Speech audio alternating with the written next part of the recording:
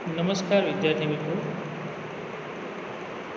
હું Naimish Joshi, assistant professor Shri S T. Zaveri arts college Gadh. આજે આપણે વિમલા ઓનલાઈન ઈ ક્લાસમાં BSM1 કમ્પલસરી ઇંગ્લિશમાં લેસન 2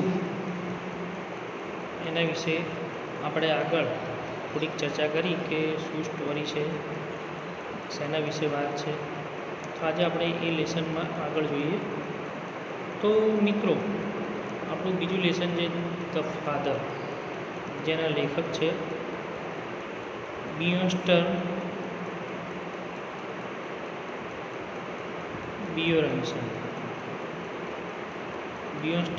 બિયોરન્સન જે છે એના વિશે વાત છે. 1832માં એમનો જન્મ થયો છે. 1910 સુધી તેઓ જીવ્યા છે. નોર્વેના એક પ્રસિદ્ધ લેખક છે તેઓ, અને 1903માં તેમને સાહિત્યનું એક નોબેલ પુરસ્કાર પણ પ્રાપ્ત થયો છે. એમનું જીવન એ ભવ્ય, તાજગીયુક્ત, શુદ્ધ અને કહી શકાય કે બહુમુખી સાહિત્ય લેખન અને હંમેશા બીજાથી અલગ પડે છે. બિયોન્સ્ટન નોર્વેના 4 મહાન લેખકોમાંના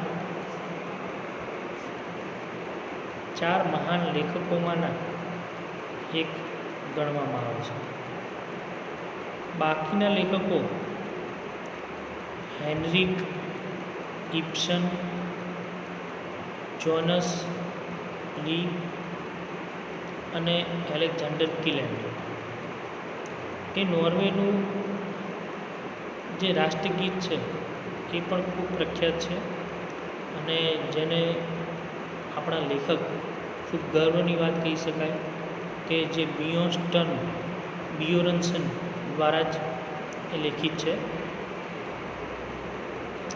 અહીંયા આપણી જે સ્ટોરી છે ધ ફાધર, એમાં લેખકે એવી વાત કરી છે કે વ્યક્તિ જ્યારે પોતાના પુત્રના મોહમાં અંધ થાય છે ત્યારે એ પોતાના પૈસા અથવા તો એના જોરે એને તોલવાનો પ્રયત્ન કરે છે, પણ ક્યારેક એવા સજ્જન પુત્રો હોય જેના હાથે એમને એક સારા વ્યક્તિ બનવાનો પણ ચાન્સ મળે છે. તો અહીંયા પણ એવું જ બને છે કે એના પુત્રના આશીર્વાદ સ્વરૂપે એને એક સારા અને સજ્જન વ્યક્તિ બનવાનો ચાન્સ મળે છે. તો પાઠની અંદર થોડ નામનું કેરેક્ટર છે જે પિતાનો રોલ નિભાવી રહ્યો છે. એક પાદરી છે જે ચર્ચના દેવળના પાદરી છે, જે ખૂબ સીધા અને સરળ સ્વભાવના છે. અને આ થોડનો પુત્ર એટલે કે ફીન, જેનો જન્મ થાય છે, અને આ ફીનને નું નામકરણ વિધિ માટે અહીંયા લાવવામાં આવે છે. અહીંયા જે માણસની વાત કહેવાની છે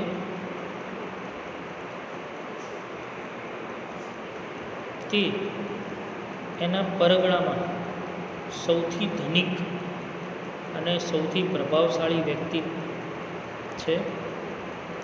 તેનું નામ થોડ ઓવરસ છે. એક દિવસ તે પાદરીના ભવ્ય અને મોટા અધ્યયન ખંડમાં પ્રવેશે છે. તેણે પાદરીને કહ્યું કે મારે ત્યાં છોકરાનો જન્મ થયો છે અને હું તેની નામકરણ વિધિ માટે અહીં લાવવા માગું છું. તેનું નામ શું રાખીશું? પાદરીએ પૂછ્યું. ફીન મારા પિતાના નામ ઉપરથી તેણે કહ્યું કે મારા પિતાના નામ ઉપરથી એને રાખવાની ઈચ્છા છે. તેના પ્રાયોજકો કોણ હશે? પાદરીએ ફરીથી પૂછ્યું. તેઓનો ઉલ્લેખ કરવામાં આવ્યો અને તે પરગણામાં થોર્ડના સંબંધોમાં શ્રેષ્ઠ પુરુષો અને શ્રેષ્ઠ સ્ત્રીઓ સાબિત થશે. પાદરીએ ફરી એકવાર ઉપર જોઈને પૂછ્યું, આના સિવાય બીજું કંઈ કહો. ખેડૂત થોડો અચકાયો, પછી છેલ્લે બોલ્યો, જો તેનું નામકરણ પોતે જ કરશે તો મને ખૂબ જ ગમશે. એ પણ અઠવાડિયામાં અંતિમ દિવસોમાં, આવતા શનિવારે 12 વાગે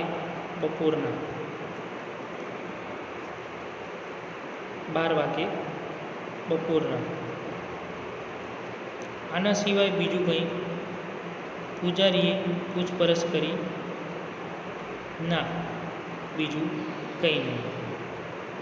એમ કહીને ખેડૂત પોતાના માથા ઉપર ટોપી એ રીતે મૂકી કે તે જવા માટે ઉતાવળો કરે.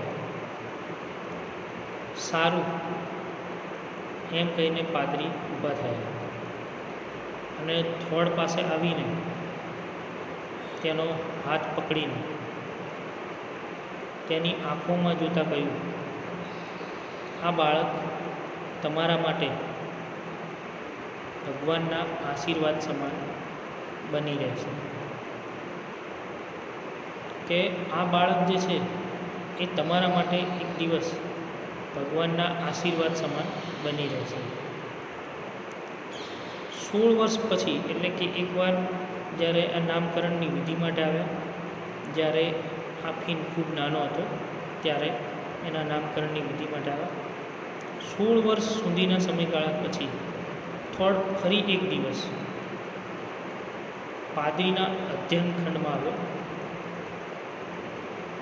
તમે તમારા શરીરને ખૂબ જ સરસ રીતે સાચવ્યું છે. પાદરીએ તે માણસમાં કોઈ પણ પ્રકારનું પરિવર્તન ન જોતા આવું કહ્યું. થોડે જવાબ આપતા કહ્યું, એનું કારણ છે કે મારે કોઈ પણ પ્રકારની ચિંતા અને મુશ્કેલીઓ નથી, એટલા માટે મારું આ શરીર સચવાઈ રહ્યું છે. આનો જવાબ તો પૂજારીએ ના, પરંતુ થોડા સમય પછી તેમણે થોર્ડને અહીંયા આવવાનું કારણ પૂછ્યું કે તમે અહીંયા શા માટે આવ્યા? તો હું અહીંયા સાંજે એટલા માટે આવ્યો છું કે મારા પુત્રને ચર્ચના સભ્ય બનાવવા માટે તમારી સંમતિની જરૂર છે.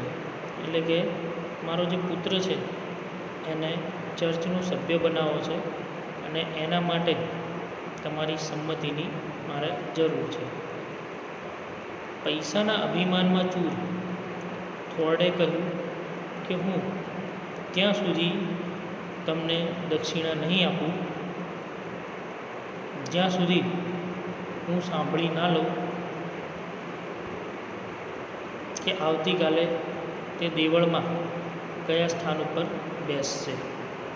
એટલે કે પહેલીવાર થોર્ડ પોતાના પુત્રને નામકરણ વિધિ માટે લઈને આવ્યો અને બીજી વાર પોતાનો પુત્ર મોટો થયો ત્યારે એને ચર્ચના સભ્ય બનાવવા માટે લઈને આવ્યો અને ત્યારે તે અભિમાન અને પૈસાના નશામાં ચૂર એવું વચન મેળવવા માંગતો હતો પાદરી પાસેથી કે તે ત્યાં સુધી એમને દક્ષિણા નહીં આપે કે જ્યાં સુધી એવું સાંભળી ન લે કે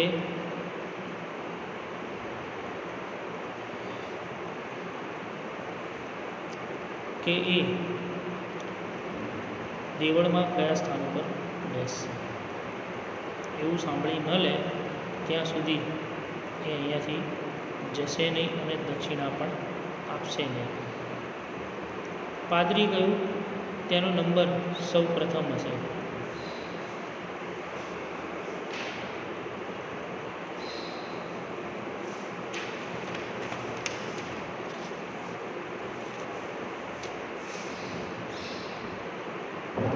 તેનો નંબર સૌ પ્રથમ હશે અને પાદરી અને આ પણ બીજી પણ કેટલીક વાતો એણે કહી અને આ સાંભળતા જ થોડે પાદરીને $10 આપ્યા. પાદરી થોડ સામે જોતા કહ્યું કે હું તમારા માટે બીજું કંઈ કરી શકું? ત્યારે એણે કહ્યું કે ના, બીજું કંઈ નહીં. આમ કહીને થોડ દેવળની બહાર નીકળી ગયો. 8 વર્ષ થયા એટલે 8 વર્ષ વીતી ગયા પછી એકવાર પાદરી તેમના અધ્યયન ખંડમાં બેઠેલા હતા. ઘણા માણસો તેમની આવવાની રાહ જોતા હતા. તેમાંનો એક થોડ પણ હતો જે ટોળામાં પ્રથમ ઊભો હતો. પાદરીએ તેને જોતા તરત જ ઓળખી ગયા. પાદરીએ થોડને કહ્યું કે તમને જોઈને ખૂબ જ આનંદ થયો. થોડ પાદરીને જણાવ્યું કે મારો પુત્ર ફીન એક ગઢમનની છોકરી કેરન સાથે લગ્ન કરવા જઈ રહ્યો છે. તે બંને થનાર દંપતી અહીં હાજર જ છે, તો આપ દેવળમાંથી તેની જાહેરાત કરી દો.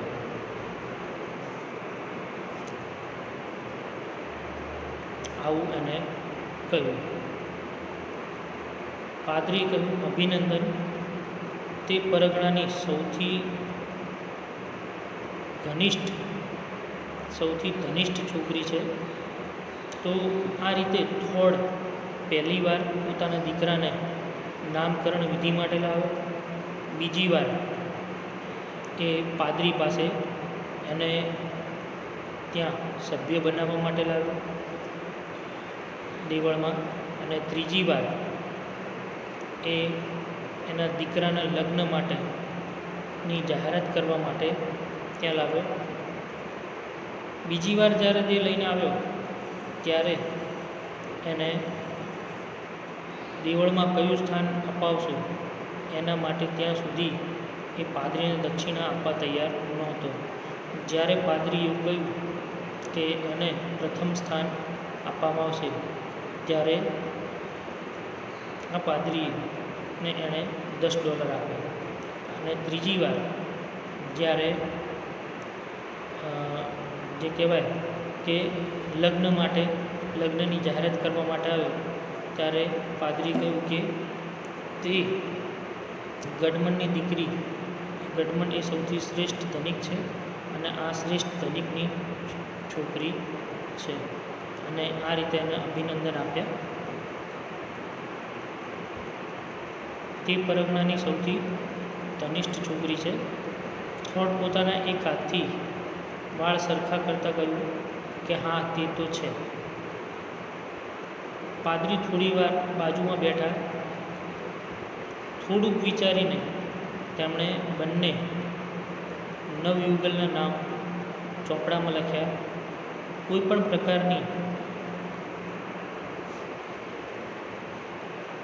પ્રકારની ટિપ્પણી કર્યા વગર તે લોકોએ ત્યાં પોતાના હસ્તાક્ષર કર્યા. થોડે પાદરીના ટેબલ ઉપર $3 મૂક્યા.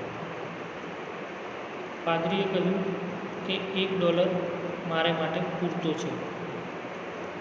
થોડે કહ્યું તે ખૂબ સારી રીતે જાણું છું, પરંતુ ફીન મારો એકનો એક પુત્ર છે અને તેના માટે હું કંઈ પણ કરી શકું છું.